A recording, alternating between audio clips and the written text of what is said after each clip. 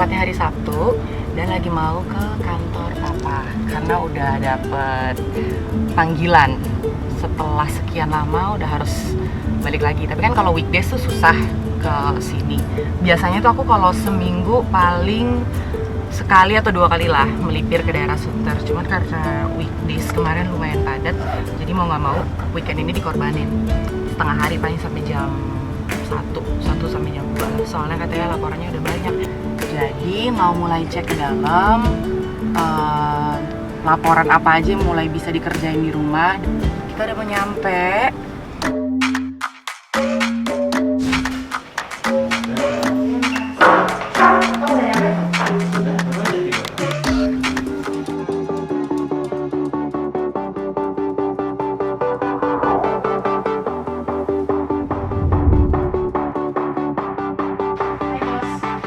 Selamat siang.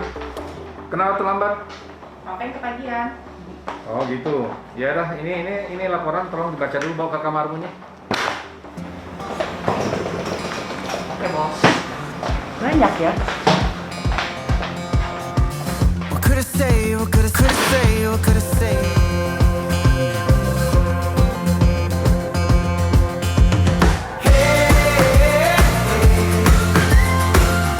Ternyata nggak cuma di jurnalis aja loh, kita perlu data.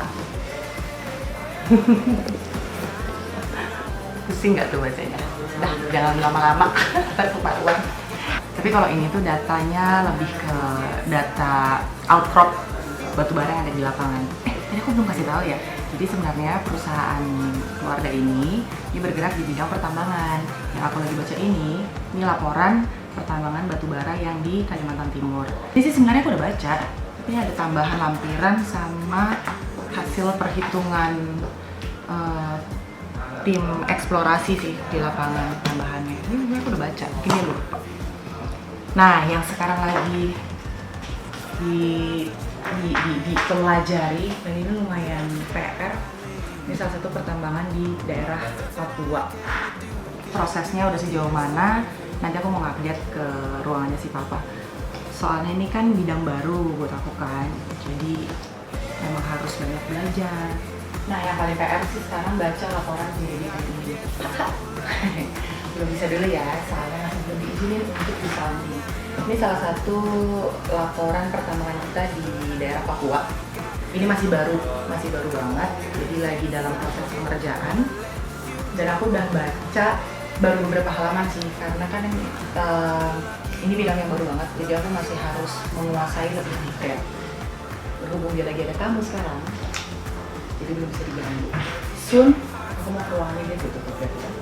Dan aku mulai menyadari loh, ini kan aku baru baca bab 1 aja ya.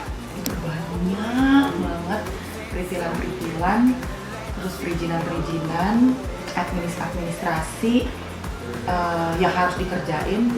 Entah kenapa sekarang baru berasa kenapa pengusaha-pengusaha itu mereka nggak punya waktu untuk main-main, nggak punya waktu untuk hongkang-hongkang kaki gitu kan ya. Dan sekarang baru notice kenapa teman-teman aku yang udah bergerak lebih lama ngikutin orang tuanya di bisnis keluarga bisa kehilangan masa mudanya dan kehilangan pergaulan. Siap nggak ya?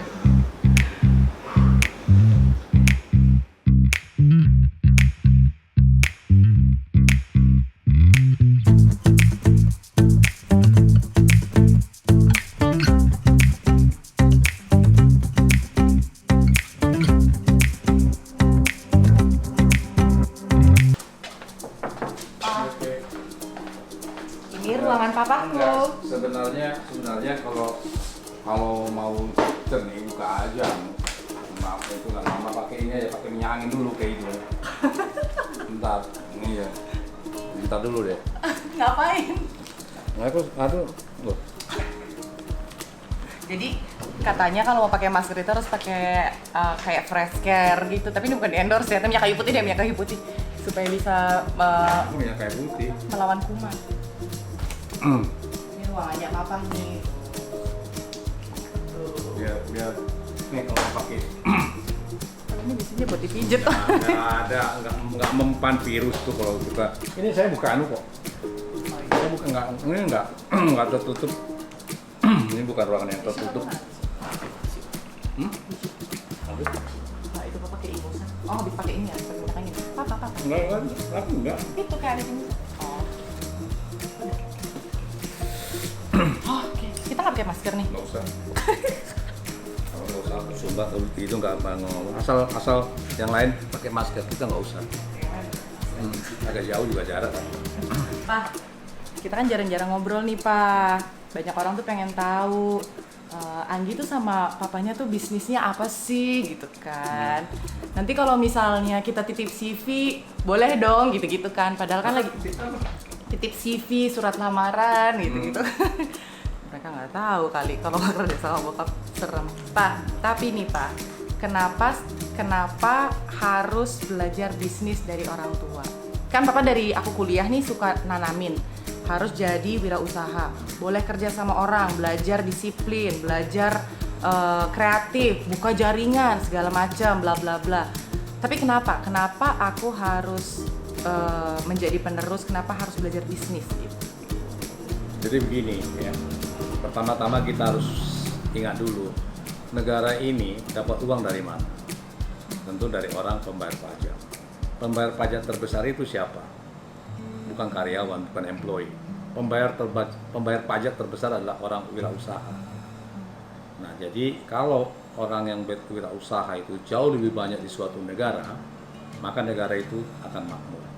Indonesia, wira swastanya itu belum sampai 2%. Belum. Beda, Jepang itu kalau nggak salah, Jepang itu udah sampai 12%. Amerika itu 17%. Sehingga negara itu akan jadi makmur semakin banyak oleh wira swasta. Nah, kebetulan Anggi ini, Bapak sudah persiapkan warisan misalnya untuk di tambang batu bara. Nanti pengganti Bapak, Anggi nanti akan jadi diusulkan kalau Bapak udah mundur dari komisarisnya Indexin, Polindo, Anggi juga bisa pegang.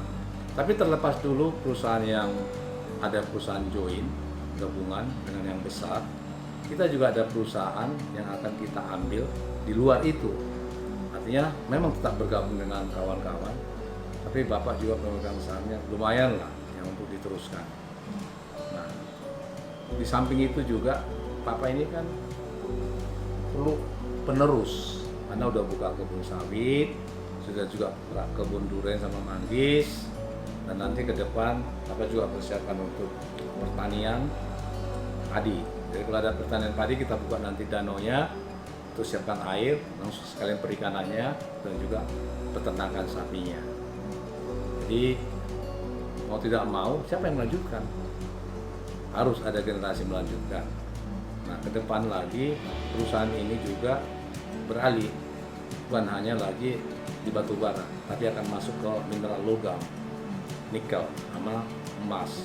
Kenapa kita masuk nikel? Indonesia nanti akan masuk ke suatu negara yang memasuki industri baja. Pusatnya itu di Morowali, Sulawesi Tengah. Karena Indonesia dianugerahi cadangan nikel yang berlimpah.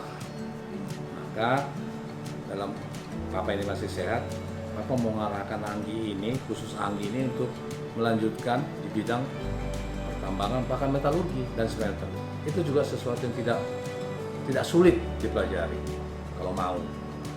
Nah, yang susah di wira swasta ini kemauan. Kemauan yang pertama. Kalau ada kemauan, jalan terbuka. Jadi jaringan berbisnis itu ada perlu jaringan. Jaringan yang Bapak buka ini, nanti Anggi yang nambahin. Pasti bisa. Sangat jarang wira swasta itu bangkrut, kecuali satu hal, ambisius. Kedua, ceroboh. Jadi perusahaan terlalu ekspansi, terlalu ambisius tidak bagus. Jangan coba-coba. Memang betul ada kata orang bijak lah. Kata-kata orang bijak dari Tiongkok, jangan tempatkan telur dalam satu keranjang. Kalau keranjangnya jatuh, telurnya pecah semua. Artinya jangan hanya berbisnis satu jenis. Nah, seperti sekarang ini, inti bisnis kita ini kan di batu bara. Batu bara kan langsung amblas karena corona kan, COVID ini, di mana seperti India lockdown, beberapa PLTU pembangkit listrik itu dimatikan sehingga pemakaian batu bara berkurang. Jadi produksi batu bara berlebihan, jadi sehingga harga batu bara turun. Nah, dalam wira swasta, apapun nanti Anggi, kalau kita di bidang batu bara selalu dipikirkan supply and demand. Itu harus dipelajari. Yang paling sulit itu memperkirakan kapan supply-nya seimbang dengan demand. Itu yang paling sulit.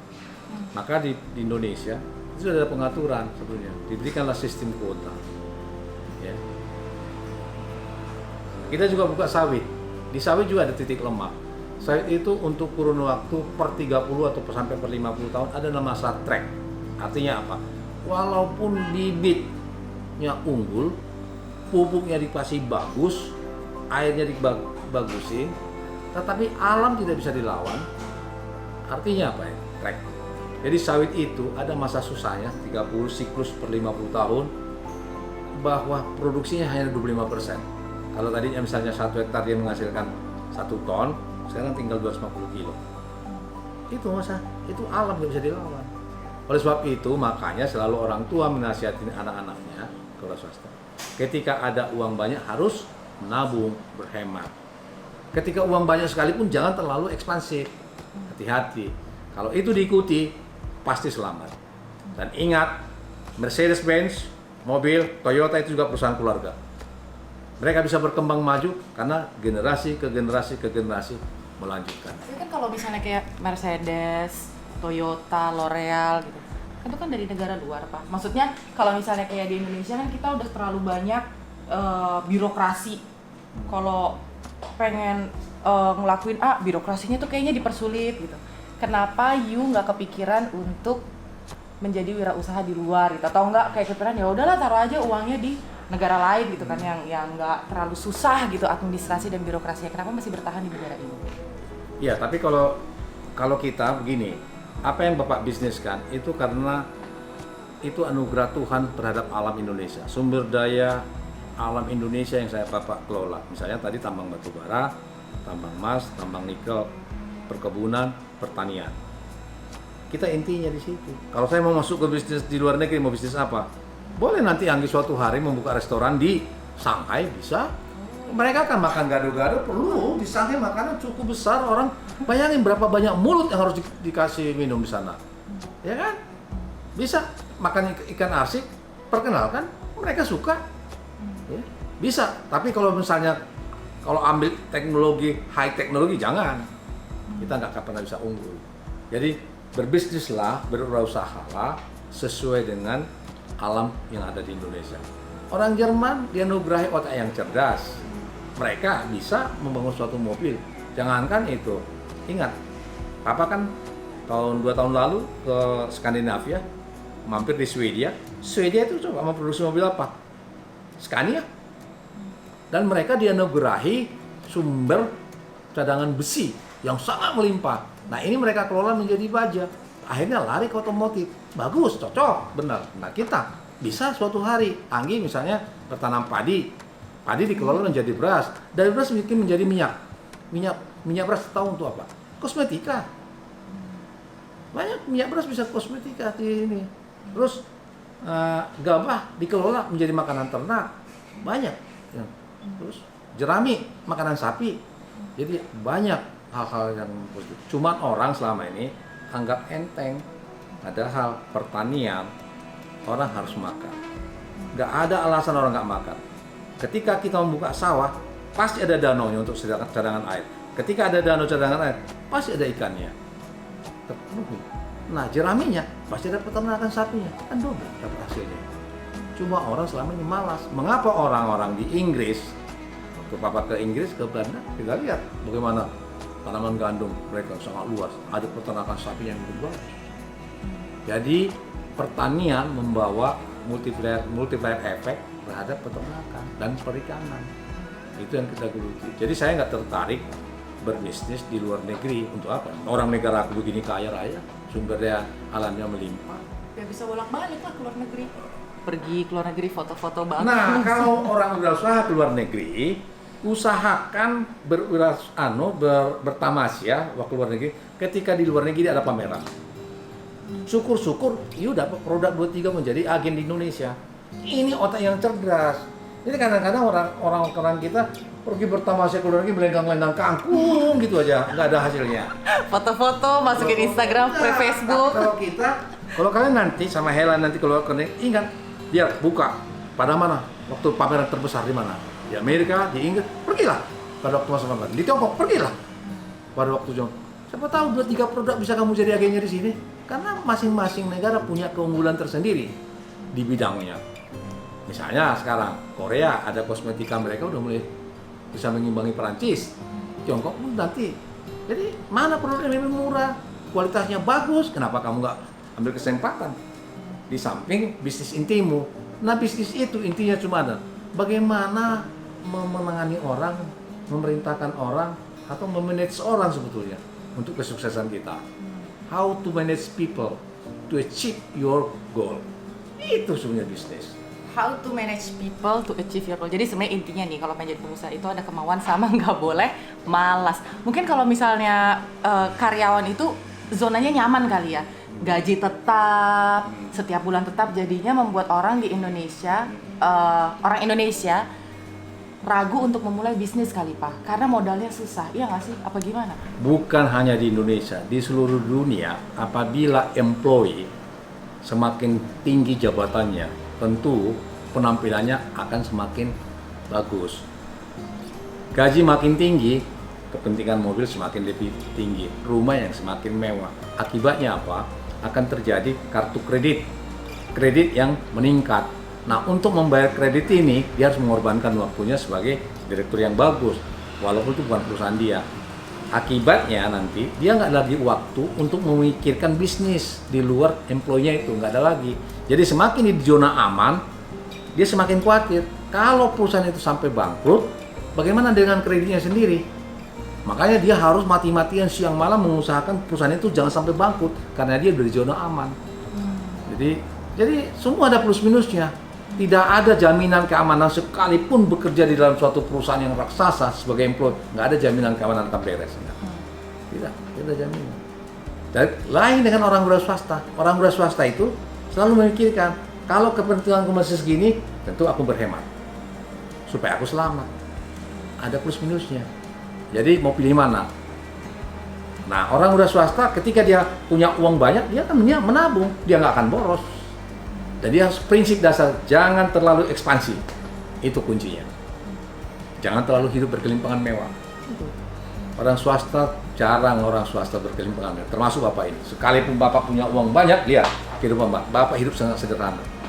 Sangat sederhana bapak ini hidupnya. Sangat sederhana, mobilnya ada, nggak deh, canda.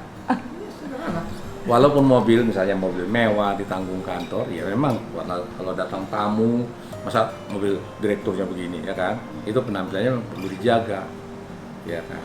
Tapi kalau sampai hidup berkelimpangan tidaklah, tidak. Karena kita ingin menjadi wira swasta murni. Bagus. Jadi gitu guys, pesan-pesannya. Jadi wirausaha kalau pengen hidupnya sejahtera, gitu kan? Iya. Harus kreatif, inovatif, bisa dipercaya dan punya jaringan. Yang paling utama lagi, kenapa kita berwira swasta? Kita menjadi teladan supaya orang lain ikut berwira swasta. Untuk apa? Supaya semakin banyak orang wira swasta, sehingga semakin banyak penghasilan negara, negara ini semakin makmur. Indonesia memerlukan wira swasta yang muda, generasi muda. Termasuk salah satu di situ Anggi yang Bapak promosikan. Pertanyaan terakhir, kan Papa jadi papaku ini dulu berasal dari keluarga yang miskin ya Pak, bisa dibilang ya. Keluarga yang miskin, nenek udah janda waktu Papa umur 5 tahun ada Kak? 6 Umur 6 tahun setengah. Nah papaku itu 4 bersaudara, dia laki-laki pertama. Jadi hidupnya susah banget, terus kan sempat kerja sebagai PNS sempat ya? 10 tahun. 10 tahun. Berarti kan keluar untuk jadi wirausaha, meninggalkan zona aman nih, yang saat itu lagi bergejolak. Berarti susah banget dong Pak ngebangun bisnis sampai kayak begini dari nol banget, berhadapan dengan penguasa-penguasa yang ada di negara ini. Iya, jadi ilmu itu adalah modal paling utama. Siapa yang punya ilmu, tentu dia punya modal. Ilmunya itu jadi modalnya. Dulu di zaman Bapak ini, orang-orang ahli pertambangan itu masih sedikit. Nah, ketika saya bertemu dengan orang pengusaha tambang, ya katakanlah dengan Pak Joni Muksin, saya bilang, Pak Joni, saya mau jadi wirausaha, mau ingin gabung dengan Bapak. Pak Joni bilang, wah Pak, jangan. Bagaimana kami bisa menggaji Bapak? Oh, saya bilang, saya bukan mau digaji, tidak. Saya ingin jadi pemegang saham. Asik, sedap. Sedap. Nanti kayak gitu. Aku nggak usah digaji. Jadi pemegang. Sebab kalau Bapak gaji insinyur, ya kan jadi Bapak juga akan membayar kan? Saya nggak usah Bapak bayar, saya bisa memegang saham.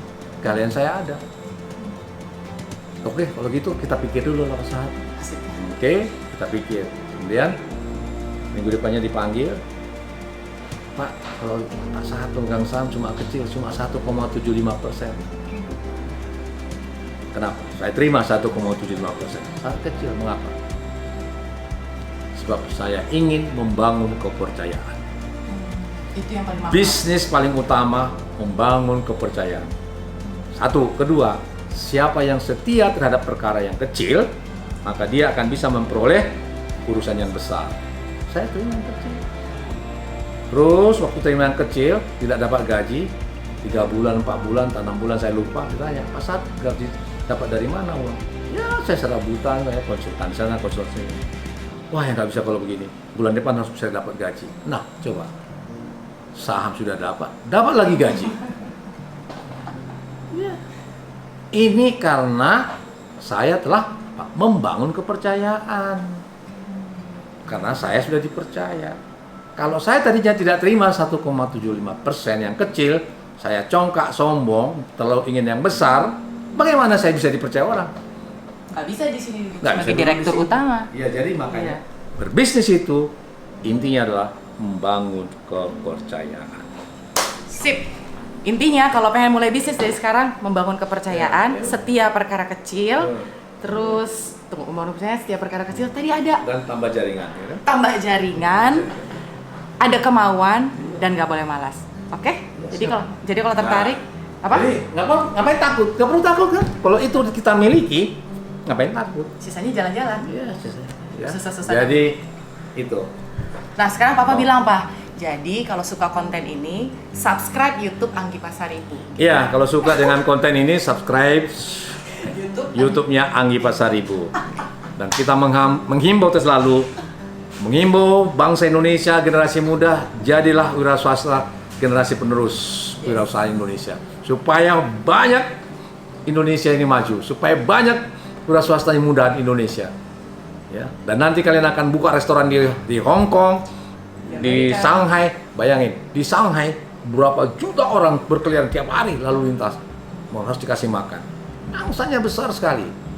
Ya, jadi modal kita nanti kita bisa sewa. Jadi jangan hanya orang Tiongkok bikin restoran di Indonesia. Kita orang Indonesia harus berani membuka di sana. Bikin gado-gado, bikin nasi pecel, bikin nasi soto, bakso, babi panggang, babi rica-rica, horas pakai.